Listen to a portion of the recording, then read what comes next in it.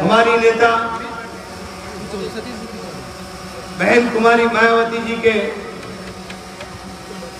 ऊर्जावान नेतृत्व में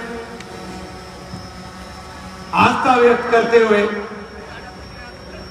आज के कार्यक्रम के अध्यक्ष माननीय देवेंद्र भारती जी, जिलाध्यक्ष हापुड़, भाई नरेश गौतम जी, अनिल गौतम जी, जगरूप जाटव जी, सुनील जाटव जी, सतीश प्रधान जी, दया सेन जी, डॉक्टर मुजाहिद हुसैन, राजकुमार सागर जी, सतीश कश्यप जी, रोबिन एडवोकेट जी, मनोज सागर जी, और यहाँ तमाम मेरे साथी मौजूद हैं, विनोद कार्तिक जी, मुझे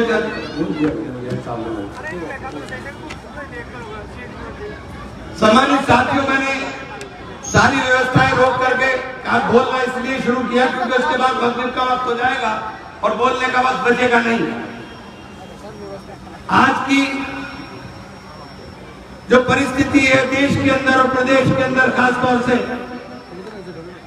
उस परिस्थिति के मद्देनजर हमें और आपको, बच्चों बेटा जरा सा आप खामोश हो जाओ, ए बच्चों, बहुत संजीदगी के साथ बात करना चाहता हूं, बच्चों को जरा सा खामोश करिएगा। साथियों, आज प्रदेश के अंदर जिस प्रकार से हम लोगों का उत्पीड़न, खासतौर से मैं इसलिए कहना चाहता हूं कि दलित और मुस्लिम का उत्पीड़न चरम के ऊपर है, उसके लिए जरूरत है कि हम और आपको मिलकर के बात करनी पड़ेगी। और मैंने जब बार बार ये बात अपनी सभाओं के माध्यम से कहने का काम किया कि वो विचारधारा, जिस विचारधारा ने बहुजन क्रांति को पैदा करने का काम किया और को जगाने का काम किया बहन कुमारी मायावती जी के नेतृत्व में, उसने सत्ता को प्राप्ति को करने का काम किया। और जिस दिन सत्ता प्राप्त हुई, बहन कुमारी मायावती जी ने समाज के हित के अंदर जो फैसले लिए वो मील का पत्थर साबित होने का काम हुआ। चाहे वो दलितों के लिए हो, चाहे वो अल्पसंख्यकों के लिए हो, और चाहे वो बहुसंख्यकों के लिए रहे हो।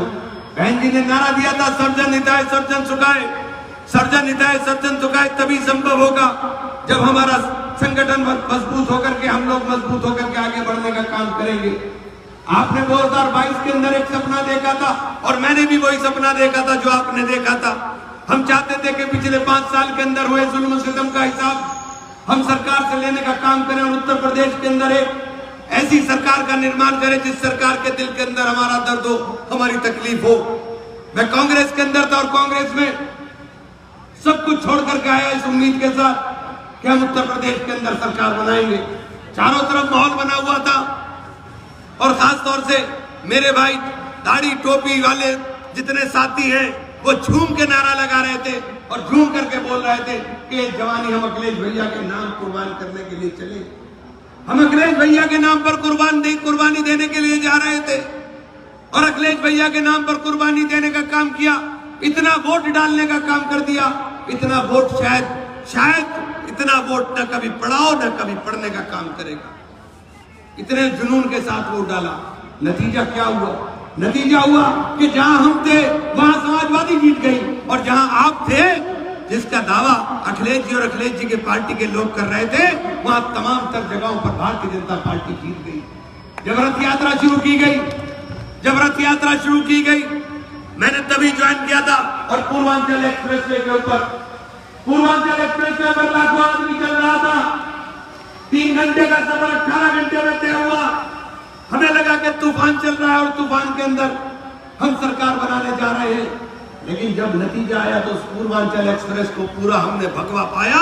वहां तमाम जगहों पर भारतीय जनता पार्टी चुनाव जीत गई। इसका जवाब हमारी समझ में नतीजों के बाद आया। इसका जवाब नतीजों के बाद आया कि आपने भारतीय जनता पार्टी के साथ मिलकर के ऐसा घिनौना खेल खेलने का काम कर दिया प्रदेश के अंदर। फिर आपने माहौल बना दिया। भारतीय जनता पार्टी को पता था कि आप में दम नहीं है, आप में दम नहीं है कि आप सरकार बदल सके, आप में दम नहीं है कि आप सरकार बना सके।